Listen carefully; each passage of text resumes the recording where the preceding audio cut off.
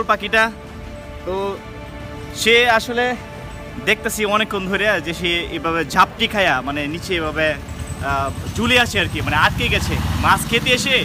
সে মাছ খেতে এসে এখানে আটকে গেছে, ঝুলে গেছে। তো এই জিনিসটা আমার কাছে মানে কেমন জানি লাগলো যে এটাকে ছুটিয়ে দেওয়া দরকার। তারপরে একটু সাবধানতার লক্ষ্যে মানে আমি এটা ছিঁড়ে ফেলেছি, সুতার মধ্যে আটকে গেছিলো, সুতা ছিঁড়ে ফেলছি, পরবর্তীতে সেটা চলে গেছে। যাই হোক, এটা আলহামদুলিল্লাহ।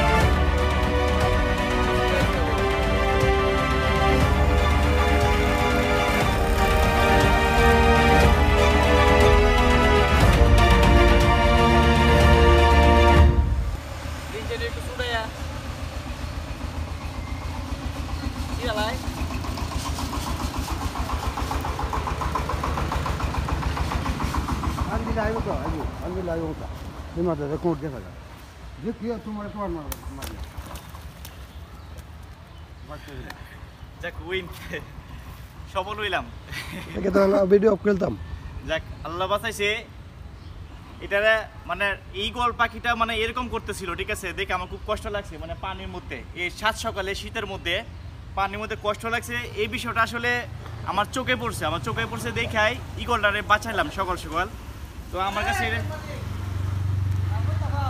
কাছে এটা একটা আমি মনে করি সবাই এইসব ভালো কাজে আগে আসবেন, সবাই সব ভালো কাজ করবেন।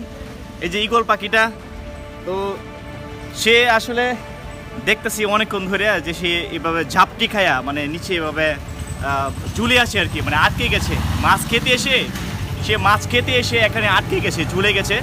তো এই জিনিসটা আমার কাছে মানে কেমন জানি লাগলো যে এটাকে ছুটিয়ে দেওয়া দরকার। তারপরে একটু সাবধানতার লক্ষ্যে মানে আমি এটা ছিঁড়ে ফেলেছি, সুতার মধ্যে আটকে গেছিলো, সুতা ছিঁড়ে ফেলছি, পরবর্তীতে সেটা চলে গেছে। যাই হোক, এটা আলহামদুলিল্লাহ।